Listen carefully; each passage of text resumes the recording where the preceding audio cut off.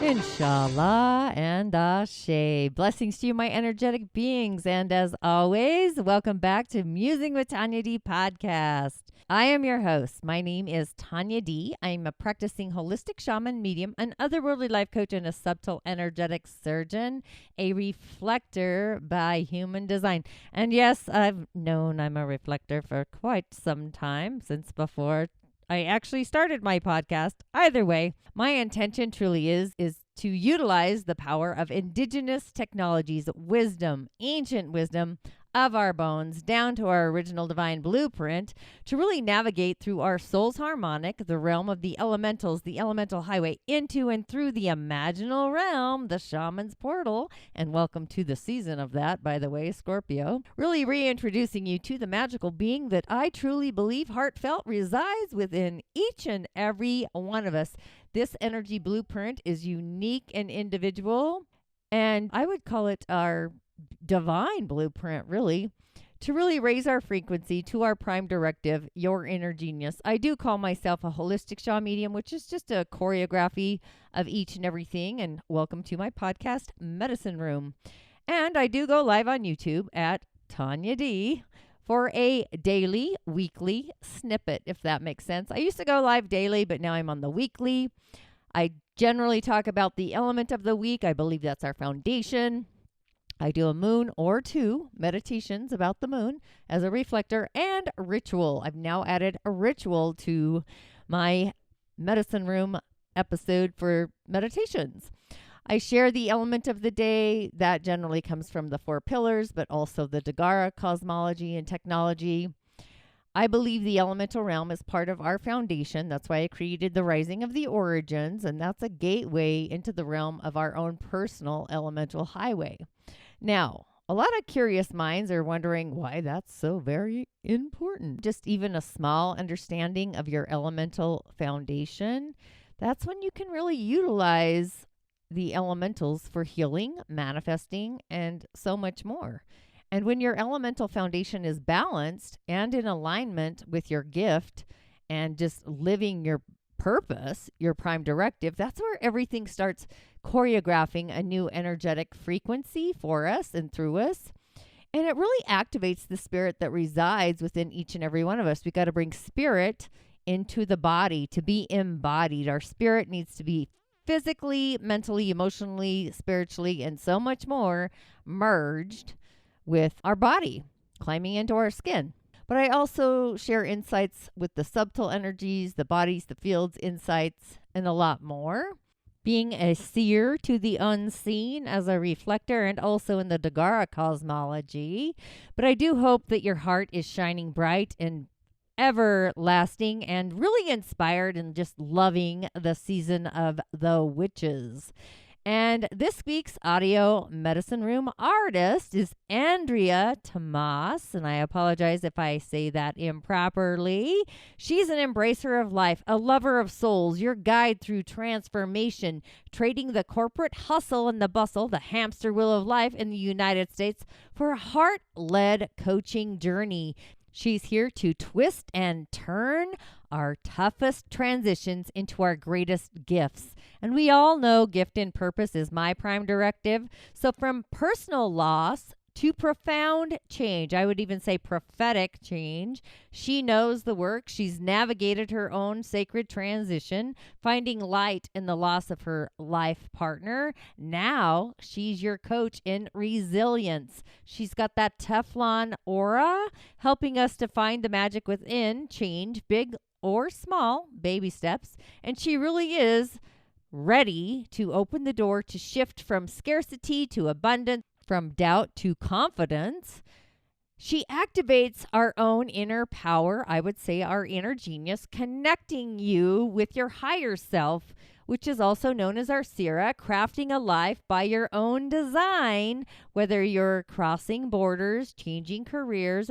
navigating life even, or loss. There's a variety of ways of loss, right? So she's here, heartfelt, to light the way. And her journey actually brought in the Akashic Records, which I find fantastic. Of course I do. The Akashic Records are part of our 8th energetic center, the Shaman's Portal, and we are in the season of just that, along with the Book of Life and so much more. There's so much ghost in the darkness that happens in the shamanic portal. So with all of that, let's welcome Andreea to my audio medicine room. How are you doing today? I'm amazing. How are you? I'm doing fantastic. I up leveled from great to fantastic. I love that. Yeah, that's been my new tagline for this year. So let's dive in. How did you jump into the Akashic Records? How did that all begin for you? I was introduced to it a few years ago. Someone offered a free reading, and I'm like, oh, that sounds interesting. I had no idea what it is. And she was absolutely amazing. Like, she blew my mind in those 20 minutes that were free. And then I booked a few paid sessions with her. And in one of the sessions, she told me, Andreea, you are very, very psychic and you can do exactly what I'm doing and be fully booked as I am. Like, you have this gift. And I was like, me at that time, I still didn't believe that I have like even intuition, you know? I'm like, no way I can do this. I'm like, it was like a shock for me. I'm like, no. But then it stayed with me. She planted like a seed, you know? And then I told the universe, you know what, universe, if there is something deeper for me there within the Akashic Records, just bring it back into my awareness, because this is how I do with things. If there is something for me there, I'm like, bring it back to my awareness and I'm gonna follow it, you know? And it passed like almost 1 year since I had that reading. And I was in Mexico with my partner to do a cancer treatment, and it came, but it came so strong.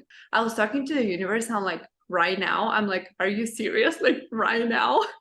And it was yes. And I'm like, okay. I literally like emailed that woman who became my mentor eventually. And I'm like, when are you doing the Akashic Records certification? Because she was doing a certification. She's like, oh, we are like in the middle of it right now, 3 or 4 videos in it. So you would have to catch up if you want to do it right now. And I was like, I'm in a clinic in Mexico. I have plenty of time right now. So I think I can catch up and let's do it. And that's how I got into it. And that's when I started in Mexico in a cancer treatment center. Just out of curiosity, did you find like being in that specific place in a cancer center? Because, you know, you got to go into those records. Do you think there was like some activation happening there as well? It kind of feels like that was like the prime like door opening.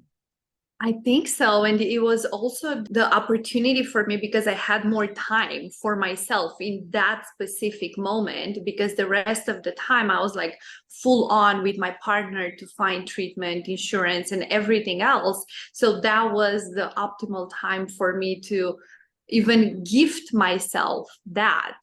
And it was so crazy because I remembering like having the sessions. I would join live the sessions when they were, and the electricity would cut off, and I was like, oh my god, what's happening?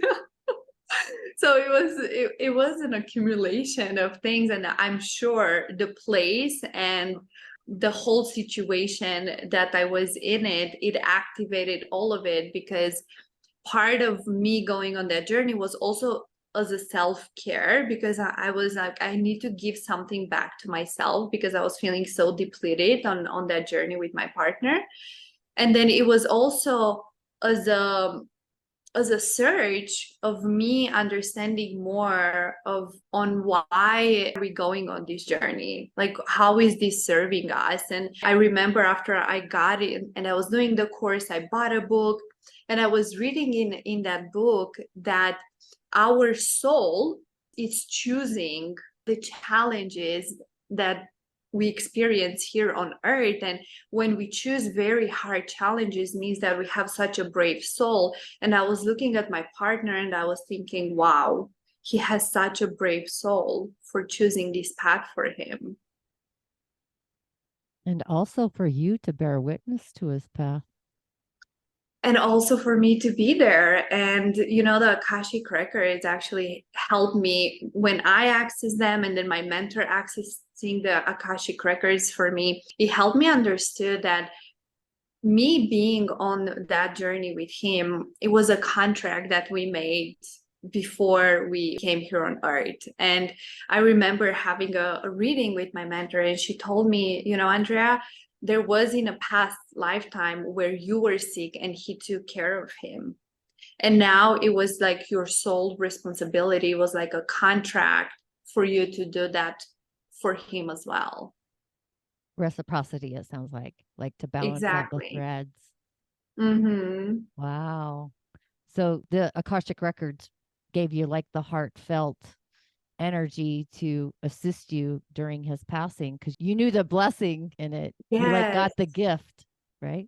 Yeah, and it was so interesting because when we found out the diagnosis, our relationship was very rocky, and I was actually planning to break up with him. And I don't speak a lot about this because I don't want to portray the relationship or him in any way, but that was the situation I was in. And I remember I was like, okay, I was constantly trying to get out of the relationship, and I couldn't do it. And it was July, and I was looking at retreats to go to Bali or Costa Rica in August. And I even told him, I'm like, I'm gonna leave in August. And then this result came in, like we found out that he has stage 4 cancer. And I was like, oh my God. Like my initial reaction and what I told him was like, I'm gonna be here and I'm gonna be next to you every step of the way.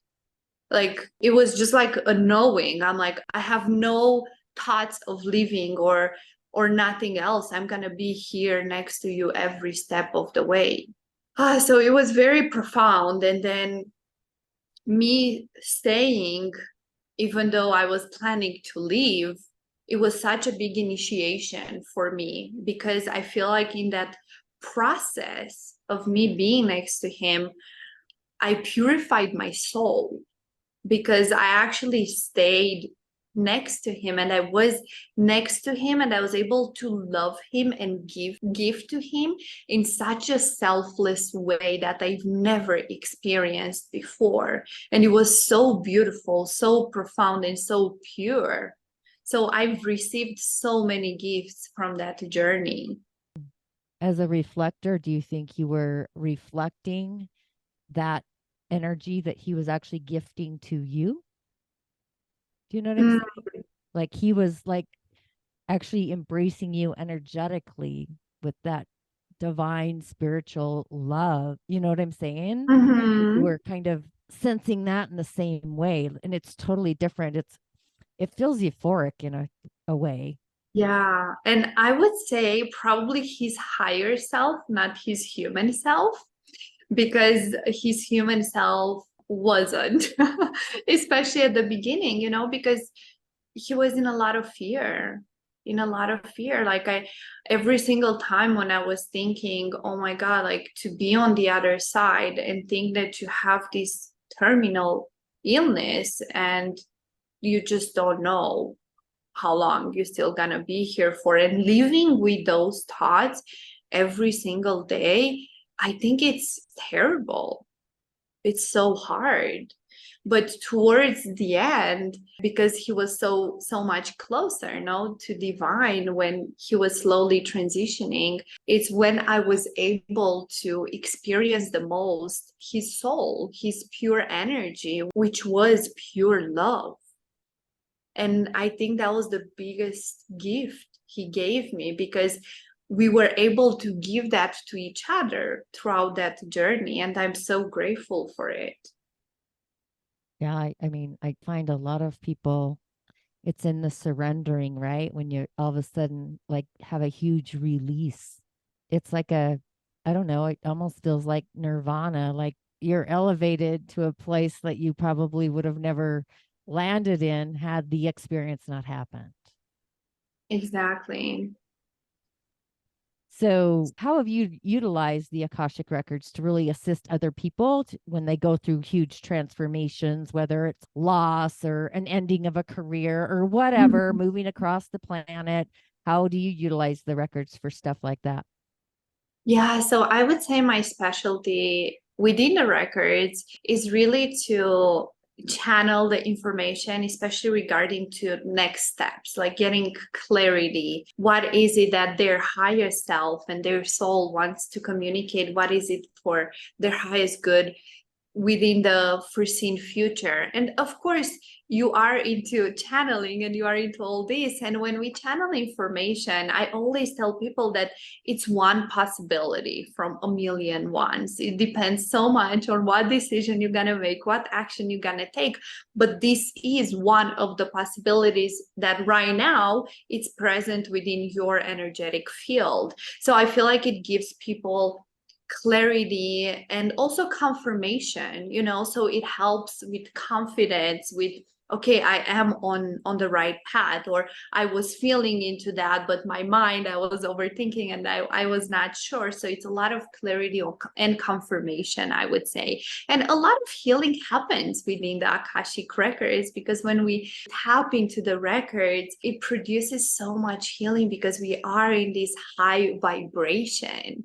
We tap into a very high vibration. So automatically when we enter the Akashic records, healing occurs as well. And not only for the person itself, but also for the consciousness. Absolutely. So, when you go into the Akashic records, do you bring your client with you or do you literally open their book and start reading it? Like, how do you go through that process? I go with my client in front of me. We meet, and I have just literally done a session last night, and it was so beautiful and so profound and healing. And his mom came through, and the energy, because I was feeling how the client was having his heart closed and was holding so much hate and resentment. And then his mom came through, and I'm like, oh my God, I feel this energy that you have towards this woman. And he's like, yeah, it's my mom. And then we went through a whole healing process within the records to help him release that anger, frustration, resentment that he's been holding, and open his heart again.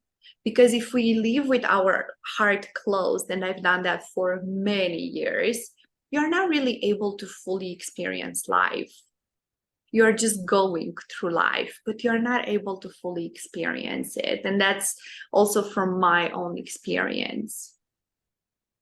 Well, that actually sounds like you're in the Akashic records in the library in the sky, but you're also reading the shadow records, the coulda, woulda, Mhm. shouldas, and the resentments and those kinds of things. Yes, yes. And you never know what comes through for each client, because it's very, very different for every person. Now it depends what is present for them in that moment. Where is their energy? Where is their focus? And it's so important when you have a reading for the reader and for the channeler to really release all the expectations, release the expectations and just surrender. Because what we are when we channel, we are just a conduit. We are just the vessel through which the information comes through. So it's very important for us to surrender and trust, and for the client when it comes and have a session, to release the expectations, to just set an intention, but release the expectations and trust that whatever it is in their highest good, it is going to come through. So, did you always sense that you were a channeler, or did that happen after the meeting with the lady and reading the Akashic records? definitely happened after the meeting and the Akashic records, because I just couldn't believe it, because my whole life I was so disconnected. I was very disconnected from myself, then from a higher power, because I grew up Catholic. And when I left from home, I was like, oh my God, I don't want to go to the church ever again, you know? So I had like this resentment towards church and God, because I was seeing them as one. And I'm like, it's not possible that God wants us to live in fear and shame and guilt. And these were the emotions. And I feel like a lot of the teachings that I got from growing up as a Catholic. So after I left from home, I was like fully disconnected from anything. And if it feels very empty to live that way.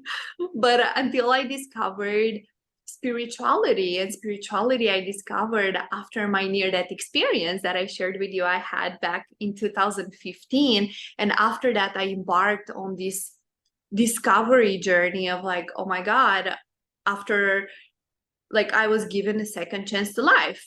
But it took me a year or so to realize that I was given a second chance to life, because at the beginning, again, I was having so much fear and guilt and shame around my incident because of how it happened. So I was blaming myself a lot.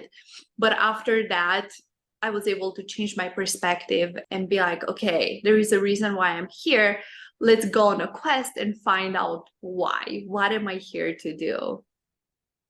Do you want to delve in a little bit about your near death experience? For my own, it took me 7 years to literally climb back in my body. And I was so angry. I was pissed off. Like, Mm. why did you send me back here?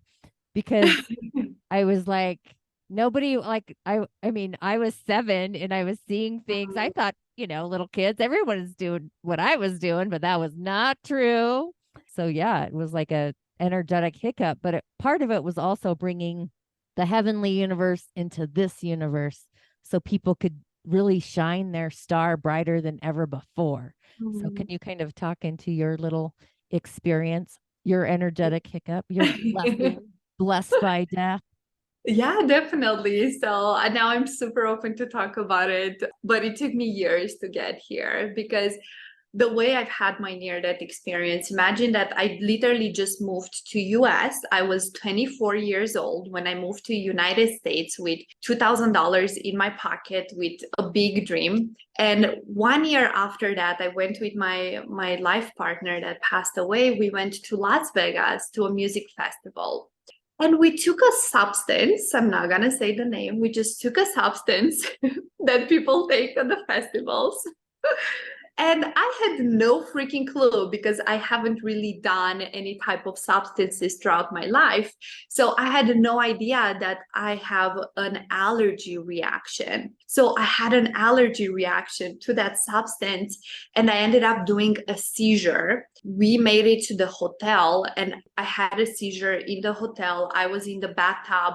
My partner had to resuscitate me. How do you say the word? Resuscitate me, because I was choking with my own vomit. So he had to resuscitate me until the ambulance came. And then they just took me to the hospital. But I don't really remember anything. What I know is more from what my partner told me. And I know that I was in coma for 2 days. But I do not remember anything. Like what happened while I was in the coma, nothing. And after that, I woke up, and I would say a year, at least 1 year, I had terrible headaches. Terrible. Like nothing would stop them. And of course I put it, and I thought that, oh, it was because of the seizure. And I'm like, did it affected anything within my brain? Because the seizure can affect parts of your brain. And I've done all kind of tests, and everything looked good, nothing on the tests. And the doctors told me after the seizure, they're like, wow, you are so lucky, first, that you are alive, and second, that you have like no repercussions on your body. Because a lot of people who have seizures, when they wake up, they have certain parts of their body that they don't function anymore. So I was like, okay, I'm very lucky. But then I was so frustrated and mad on this headache. And I don't know, I saw you laughing. I don't know if you have like an energetic or spiritual explanation on this. So your headaches was your body coming back in. Like I had headaches for years, 7 years. I would Mhm. crawl home and go in a dark Wow. cave for hours Yeah. energetically.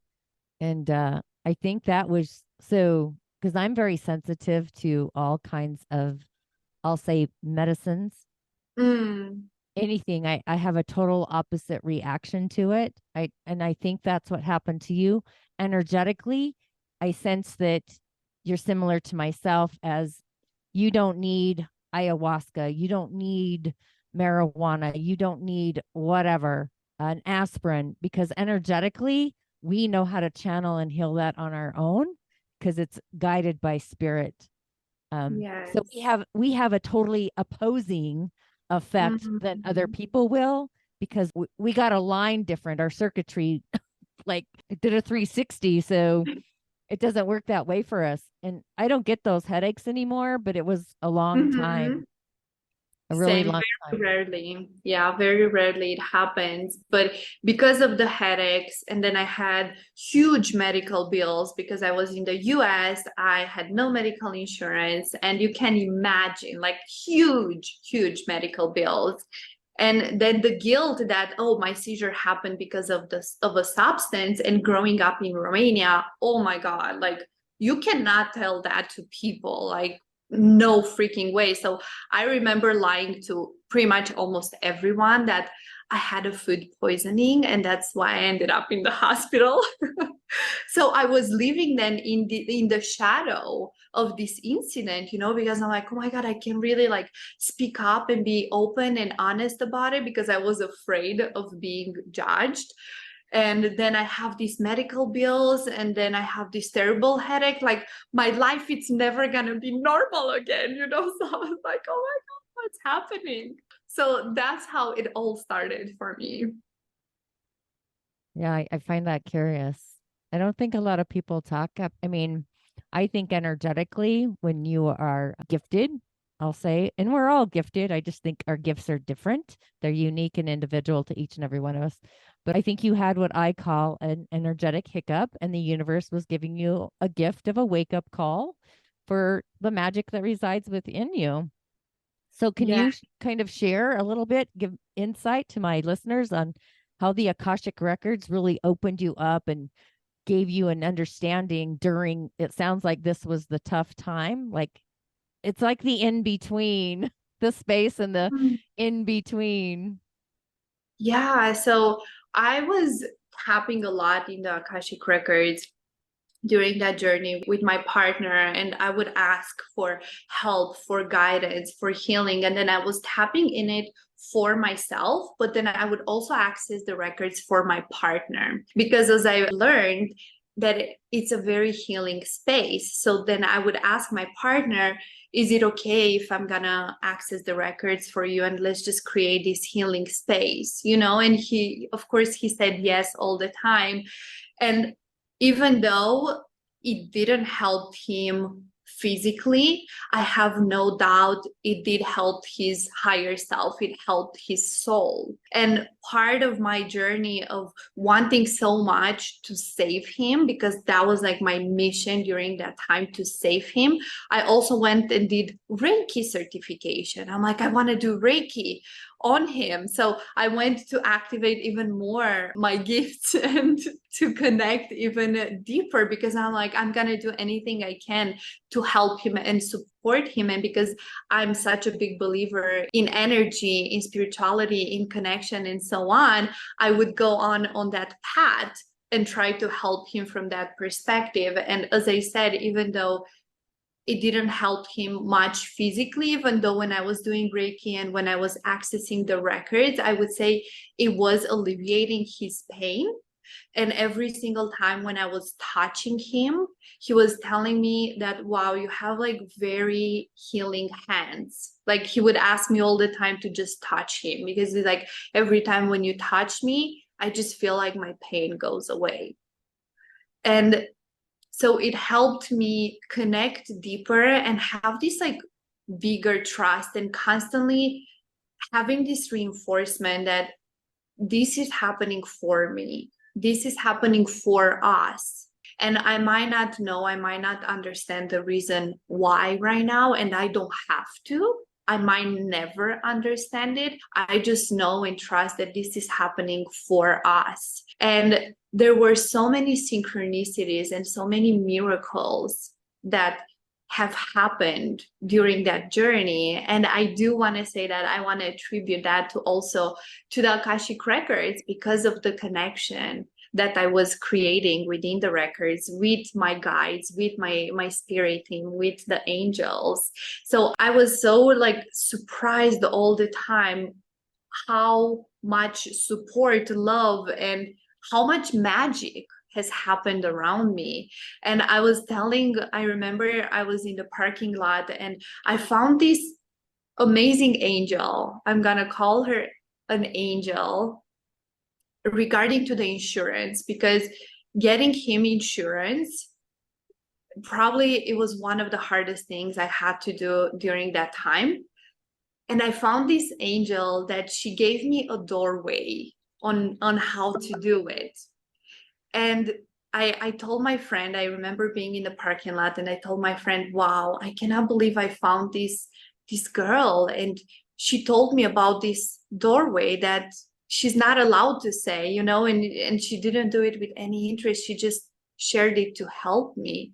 And she's like, yes, because you are an angel and you are attracting those type of people. So it was such a beautiful reminder. And my partner, during that journey, he started calling me angel.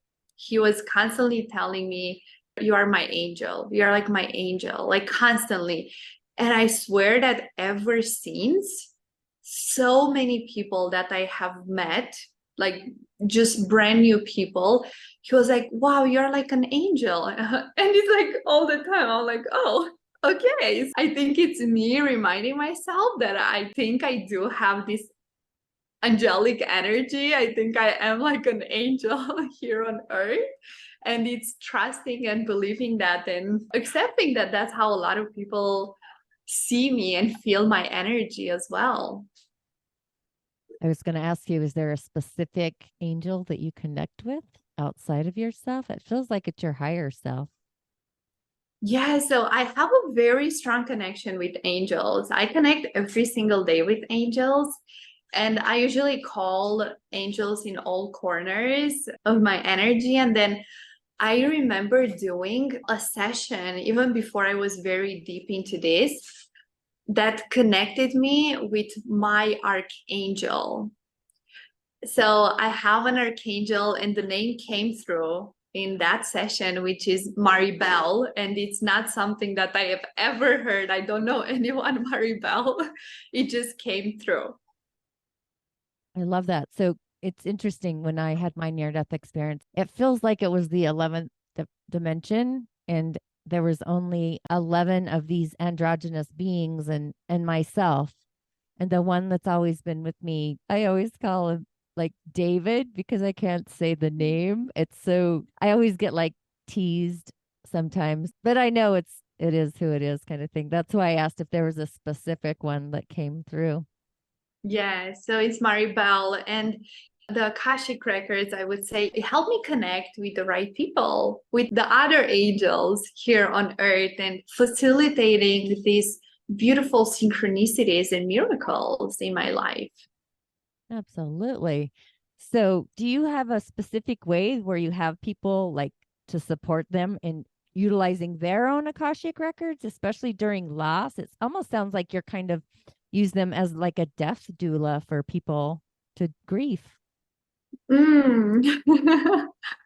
And it's interesting you say life doula, because that's something that came through for my mentor that I'm meant to do here, like to help people through all and major changes in their life, because there is a death doula, but we do not have a life doula.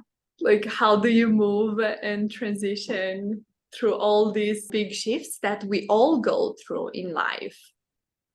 Well, I mean, I think too, like the reason I said death doula is there's a variety of different kinds of death. We experience Mm, death all the time. Like we're in the yeah. fall right now, we're in the harvest. So we're experiencing the death where we can go in and hibernate inside of us to birth new in the spring, right? There's all kinds of Mhm. death. I just think Yeah. sometimes people fear the inevitable that's we're all going to transition and go to a different plane eventually. So, yeah, I feel like that's your gift and your purpose. Thank you for the reminder. Because I do know I'm here to help people navigate major transitions in their life. And due to that, it's my life experience. Like I've been through so many like very big and deep transition at a very young age. I am 33 years old right now, and I've been through so many things that sometimes I cannot believe it. I'm looking back and I'm like, wow, you've been through some things, girl. Yeah, I actually, I just curious enough. I just did a cowrie shell divination on a young girl that had seen me on YouTube or TikTok or wherever. I'm all over the place. But she said she was specifically drawn to me, and she's been through a lot of experiences for her young age as well. I think she's only 24, which is interesting. Mm, I told her, I said, you need to find the blessing in the experience and just be yeah. thankful for the experience, because it's like opening you the doorway to be like grateful, like to see things through the eye of God, basically, a whole different perspective once we can get on top of the mountain and see things with a fresh set of eyes, even though when we're going through it, it's not so fantastic. It's like static, but Yes, it is. It can be static. Also, from my experience, you can find the blessings and the gift and the joy while you are in it. If you have the awareness and the tools. And this is part of what I love helping my clients with, because I was able to experience it on my own. Because when I tell people, I actually also experienced joy during that time when my partner was sick and when we are constantly at the hospital and when we had to deal with all the things. I've experienced joy too, but it's because I had the tools, I had the awareness, and I was constantly telling myself this is happening for me. So this is part of, like, yeah, being a life doula, a sacred transitions coach that I am, to help people find the gifts when they are in the challenge, so they don't wait months or years to reap the benefits of that challenge and see the growth opportunities in those moments. yeah, I think that's the key. It's very important to see the blessing in, I mean, I've said it before, the blessing in the betrayals, but they're Mm, really not betrayals, right? That's where the gift is in the experience of it. And things happen for us, not to us. And to be aware of, why is this happening? Ironically, a couple days ago, I was with my dad at a restaurant, and I forgot that every time we go to this specific restaurant, he gets triggered and he's rough. He's terrible. I won't go into the details, but I was like, I can't go here anymore because, and I said it out loud, voice, like, what's triggering you in this specific restaurant, right? And he kind of got all quiet. But what was funny was like when I get in that space, like I can't eat because I know I'm going to be more upset. Like I can't mm. digest because of the energy, right? But what was funny was this cute little table server person, young boy.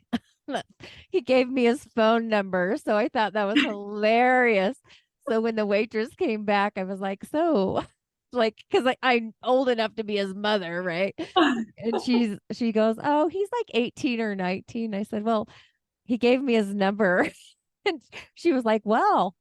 Like, and it was a blessing because it took it away from the chaos my dad was creating at Yeah. the moment. But it's just kind of funny. So that was like the little memoir, from the universe sending me a message. So it was fantastic.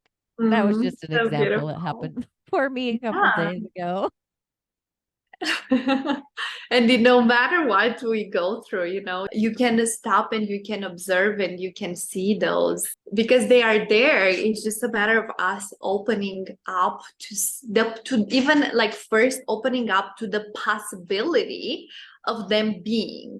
And then you're going to open yourself up to actually see them, to experience them, and to know that there is always the duality of things, and you don't have to wait to experience the duality. Like, okay, right now I'm going through this hard time and I have to wait until I'm gonna experience the joy and the happiness and where I'm gonna feel better. No, you can actually experience the duality at once.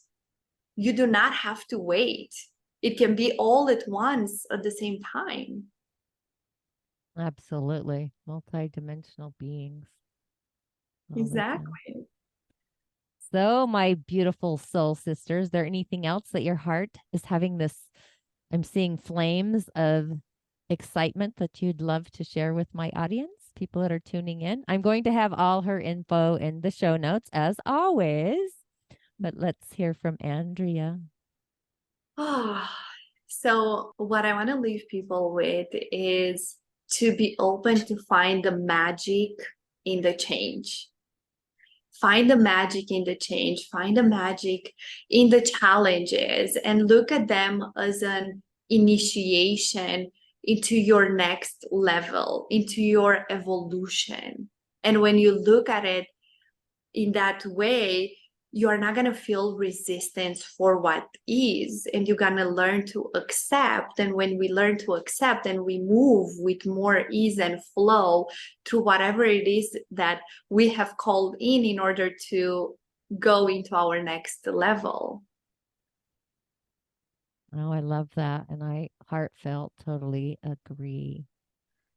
So, with that, I just on a side note, Andrea's got a fantastic podcast called Spiritual Change Makers, and she is living her divine design. I can sense that already. And if this episode ignited your flames, your Akashic records in any way, please take a picture of yourself and tag at the Tanya D and also Andrea, if you don't mind. And as always, I will see you on the other side. Ashe, blessings.